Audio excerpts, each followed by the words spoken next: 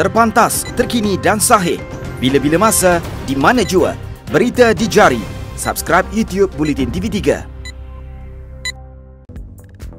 Buletin 1.35 Mac 2020 bersama saya Adun Hussein. Tajuk utama tengah hari ini. 16 pelajar berkeperluan khas antara lebih 8,000 peroleh keputusan cemerlang dalam SPM. COVID-19, Bank Dunia tawar bantuan kewangan $12 bilion bantu negara terjejas ekonomi.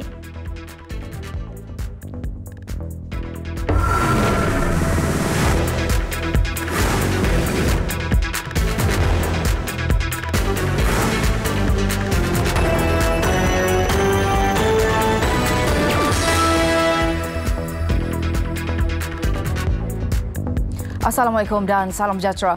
4 lelaki maut manakala 2 cedera dalam nahas sebuah kereta bertembung truk tunda di Mersing, Johor.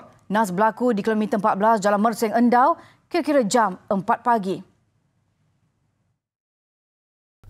Ketua Polis Daerah Mersing, Superintendent Khairul Edward Nuing berkata, dalam kejadian itu, pemandu Toyota Avanza bersama 3 orang lagi penumpang dari arah Endau menuju ke arah Mersing.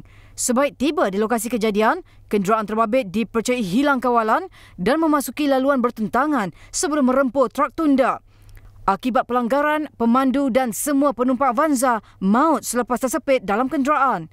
Mangsa ialah pemandu Tengku Zahid Tengku Endut, 52 tahun, bersama 3 penumpang Kamarudin Salim, 50 tahun, Muhammad Nurul Haq Muhammad, 21 dan Muhammad Syazri Adam, 19 tahun. Sepasukan 22 anggota bomba dan penyelamat Mersing dan Endau membantu operasi mengeluarkan mayat mangsa yang tersepit. Difahamkan semua mangsa berasal dari Kuala Terengganu, manakala mangsa yang cedera, pemandu truk tunda Ungku Muhammad Sarizan Ungku Ahmad dan rakannya Moidin Sedeli, masing-masing berusia 33 dan 41 tahun. Mayat mangsa dihantar ke unit forensik Hospital Mersing untuk bedah siasat. Kes disiasat bawah Seksyen 41/1 Akta Pengangkutan Jalan. 8,876 calon atau 2.28% calon sijil pelajar Malaysia SPM 2019 memperoleh keputusan cemerlang apabila mendapat grade A tambah, A dan A tolak untuk semua mata pelajaran. Calon itu termasuk 16 pelajar berkeperluan khas CBK. Ketua Pengarah Pelajaran Dr. Habibah Abdul Rahim berkata, jumlah itu meningkat seramai 440 calon berbanding 8,436 calon pada 2018.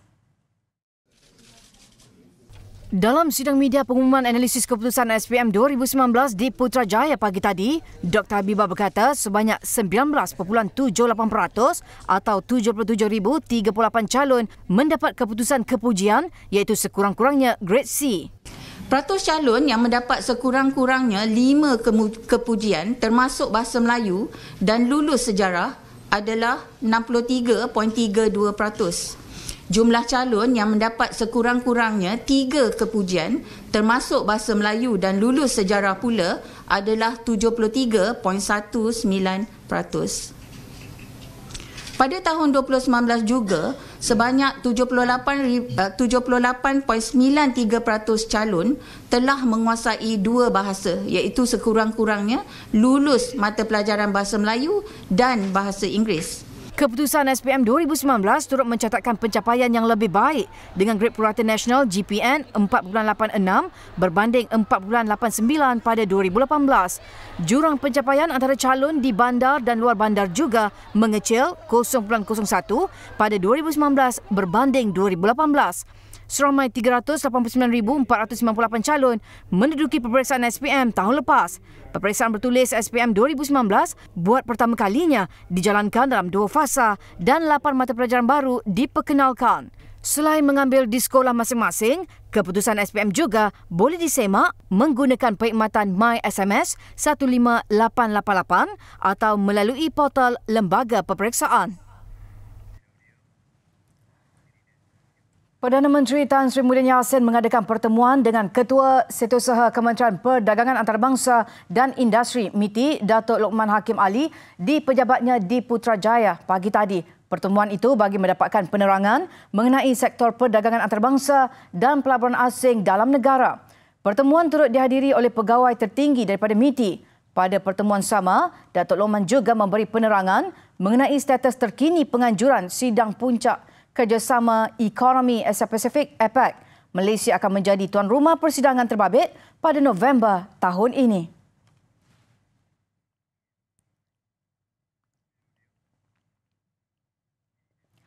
Datuk Dr. Marzuki Mohamad dilantik sebagai Ketua Setiausaha Sulit kepada Perdana Menteri berkuat kuasa 1 Mac lalu. Pejabat Perdana Menteri dalam satu kenyataan berkata, Dr. Marzuki lulusan undang-undang daripada Universiti Islam Antarabangsa Malaysia UIAM, pernah menjadi pegawai tugas-tugas khas kepada Menteri Dalam Negeri pada 2018 ketika Tan Sri Muhyiddin Yassin dilantik memegang jawatan itu pada tahun sama.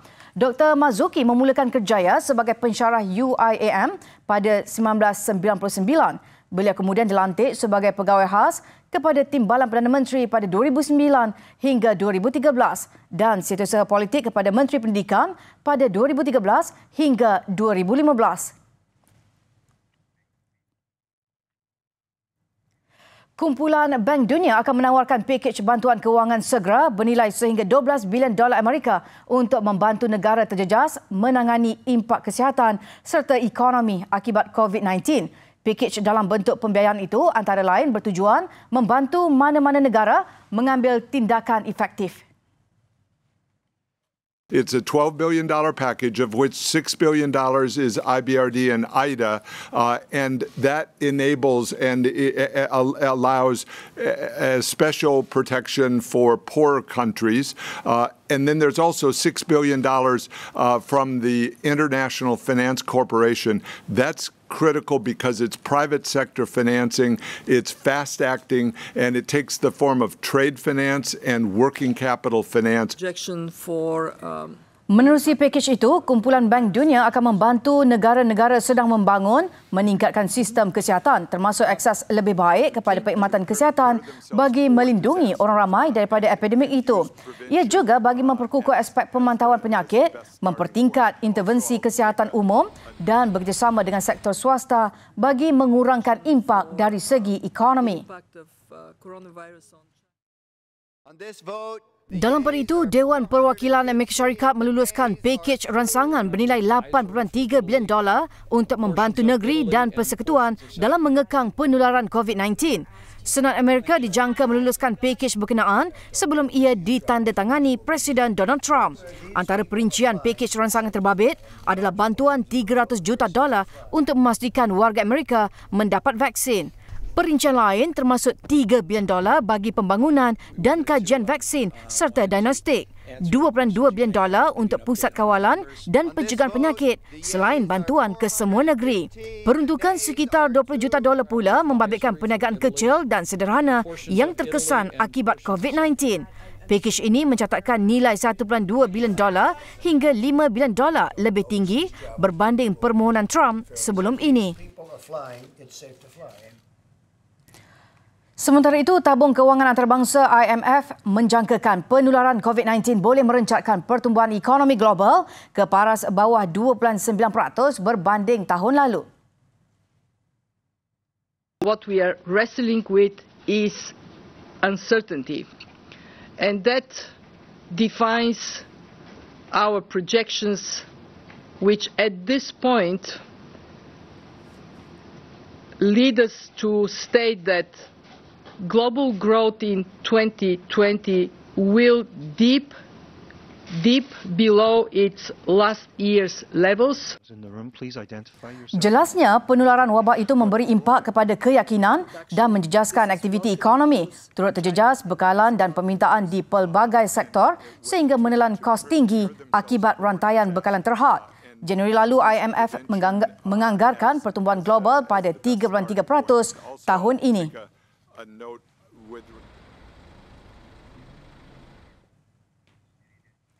MIDF, Amanah Investment Bank Berhad Research menyemak turun unjuran pertumbuhan ekspor kepada 0.6% bagi 2020 berbanding jangkaan awal 1.5%.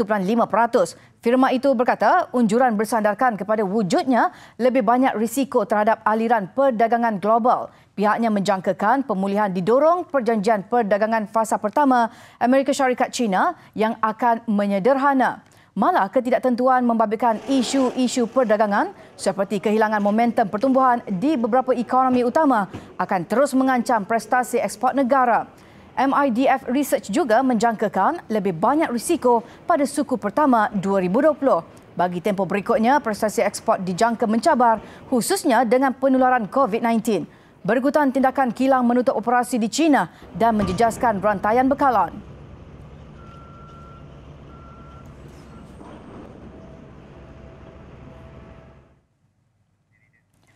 Kawasan Keselamatan Khas Pantai Timur Sabah Eskom menahan seorang lelaki warga asing kerana disyaki memiliki selaras senapang buatan sendiri jenis bakakuk bersama 6 butir peluru hidup di sebuah ladang sawit semalam. Komander Eskom, Datuk Hazani Ghazali berkata, suspek berusia 47 tahun itu ditahan dengan bantuan pengawal keselamatan ladang selepas dikesan dalam keadaan mencurigakan jam 12.20 pagi. Beliau berkata hasil suat siasat mendapati suspek mengaku memiliki selaras senapang buatan sendiri jenis bakakuk bersama 6 butir peluru hidup yang disembunyikan dalam semak pada jarak kira-kira 300 meter dari kawasan suspek ditahan. Semakan juga mendapati suspek tidak memiliki sebarang dokumen pengenalan diri yang sah. Sementara itu, dalam operasi berasingan di kawasan ladang sawit yang sama, anggota Eskom turut menahan 6 lelaki disyaki pendatang asing tanpa izin parti kerana tidak memiliki sebarang dokumen pengenalan diri yang sah. Kesemua suspek yang berusia antara 20 hingga 38 tahun ditahan ketika sedang bersembunyi dalam sebuah rumah kongsi tidak bernombor di ladang Ramin 1, Benta Wawasan kira-kira jam 12.40 pagi. Suspek dan barang rampasan telah dibawa ke Ibu Pejabat Polis Daerah Tawau untuk siasatan lanjut. Kes akan disiasat bawah Seksyen 8-A Akta Senjata Api 1960 dan Seksyen 6-1-C Akta Immigration 1959. Besar impaknya. Selepas hasilnya, pantas menampilkan prosiding ini secara dalam keuangan maya. Berita di jari. Subscribe YouTube Bulletin TV3. Kita ke laporan antarabangsa. Kerajaan Arab Saudi menghalang rakyatnya sendiri untuk memasuki kota Mekah bagi mengerjakan ibadat umrah kerana risiko penyebaran wabak COVID-19.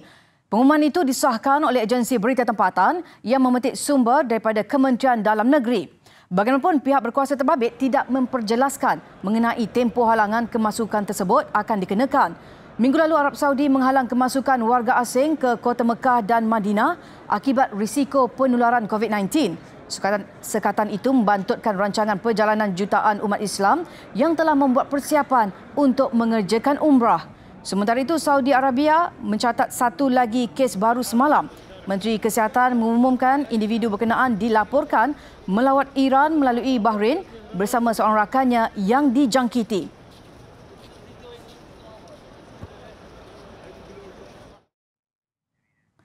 Itali mengumumkan penutupan sekolah dan universiti selepas jumlah kematian akibat COVID-19 direkod melebihi 100 orang. Keputusan itu dibuat selepas jumlah kematian terkini mencecah hingga 107 orang dengan 3,089 kes dilaporkan. Semua sekolah dan universiti akan ditutup selama 2 minggu bermula hari ini. Ia tidak akan dibuka sekurang-kurangnya sehingga 15 Mac. Setengah pengurusan sekolah memutuskan untuk meneruskan pembelajaran pelajar secara atas talian Jumaat ini. Lebih 2,000 pensyarah dan guru turut mendaftar untuk meneruskan pengajaran secara atas talian. Dalam pada itu, Agensi Perlindungan Awam Itali memaklumkan daripada 3,089 kes yang dicatat, 276 pesakit COVID-19 sembuh. Manakala dianggarkan lebih 100,000 individu di kuarantin bagi menjalani pemeriksaan secara serius.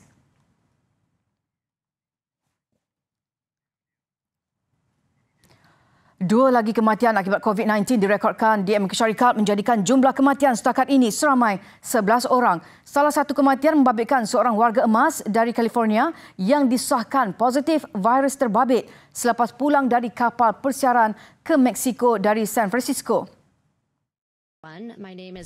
Jabatan Kesihatan Awam Daerah Plesa dalam satu kenyataan berkata, mangsa disahkan positif COVID-19 pada Selasa lalu dipercayai dijangkiti virus itu antara 11 dan 21 Februari lalu ketika menaiki kapal persiaran berkenaan. Siasatan awam mendapati mangsa kurang terdedah kepada masyarakat dalam tempoh pulang dari menaiki kapal persiaran sehingga dimasukkan ke hospital.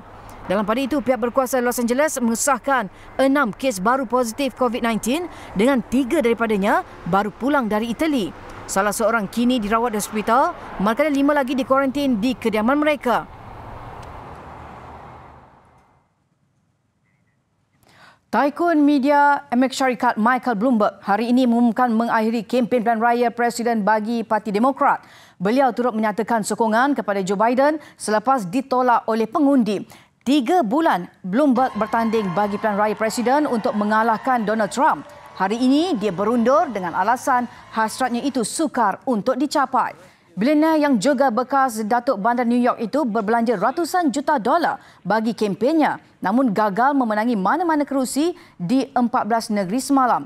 Pengundian semalam juga dikenali sebagai Super Tuesday iaitu hari penting bagi musim utama Parti Demokrat.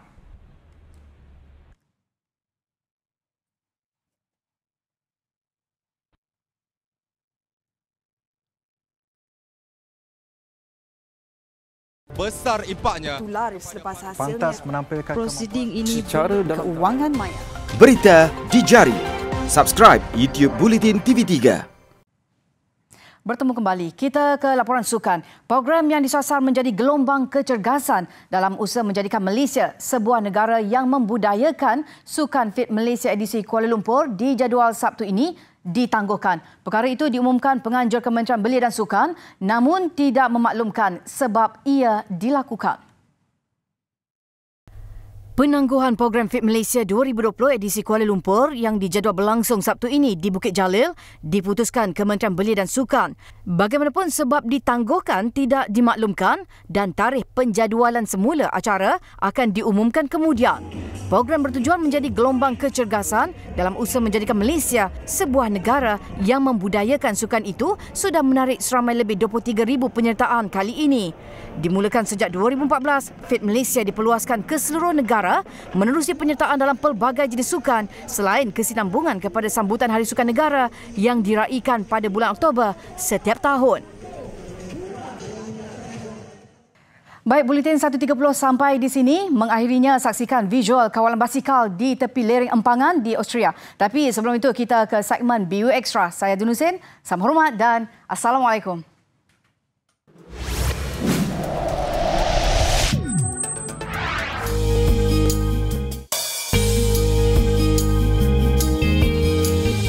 Untuk membantu meningkatkan kualiti kesihatan pada tahap optimum, Platinum Drink antara minuman tambahan berkualiti premium yang boleh menjadi pilihan.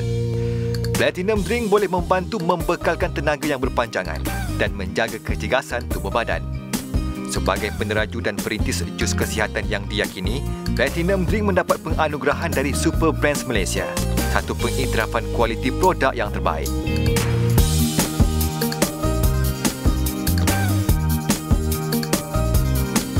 Platinum Drink V Asia adalah minuman tambahan yang sangat berkhasiat kerana ia kaya dan tinggi dengan bahan-bahan yang terbaik.